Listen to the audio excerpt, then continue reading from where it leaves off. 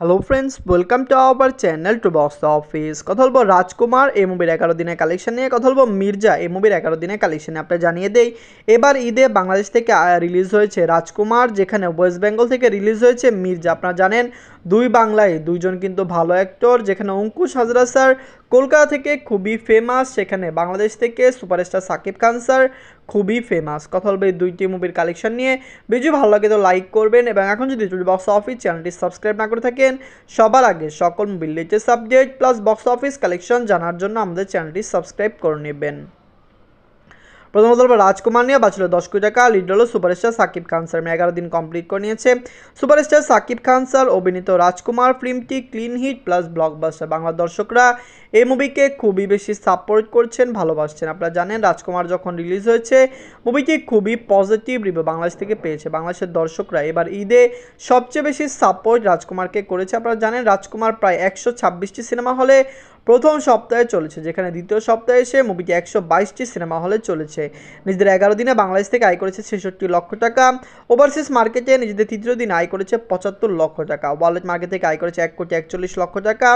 Total MA collection হলো 21,65 লক্ষ টাকা। আপনারা যদি এখনও রাজকুমার না থাকেন, দেখবেন সুপারস্টার সাকিব খান স্যার বিগত বছরগুলিতে ব্লকবাস্টার ফিল্ম দিয়েছেন।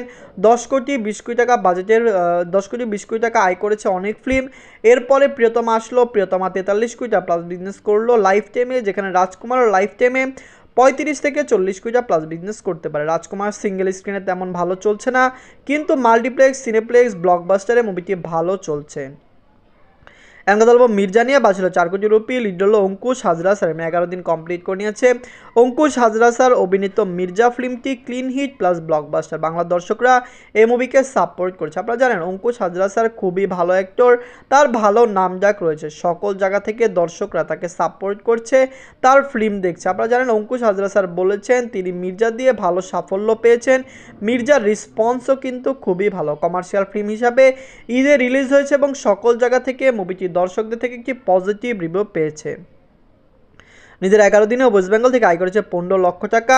টোটাল এমএ কালেকশন হলো 3,12 লক্ষ টাকা। আপনারা জানিয়ে দেয় মির্জা কিন্তু প্রথম সপ্তাহে অফিসিয়ালি নিট কালেকশন করেছে 75 লক্ষ রুপি, যেটার গ্রোস কালেকশন অনেক বেশি। আপনি জানিয়ে দেই সিনেমা হল মালিকরা বেশিরভাগ টাকায় রেখে দেন এবং খুবই কম টাকা কিন্তু ফিরিয়ে দেন, যার কারণে মুভিগুলির নিট কালেকশন খুবই কম হয়। যাই হোক, মির্জা, রাজকুমার এই দুইটি মুভির মধ্যে সবচেয়ে সেরা বাংলা মুভি কোনটি? বাংলাদেশ থেকে ঈদে ব্লকবাস্টার হয়েছে রাজকুমার, ওয়েস্ট বেঙ্গল থেকে ঈদে ব্লকবাস্টার হয়েছে কিন্তু মির্জা। আপনারা জানেন বারে মিয়া ছোটি মিয়া এবং ম্যাদান কিন্তু ওয়েস্ট বেঙ্গল থেকে খুবই বাজে এবং ডিজাস্টার কালেকশন করেছে। ধন্যবাদ।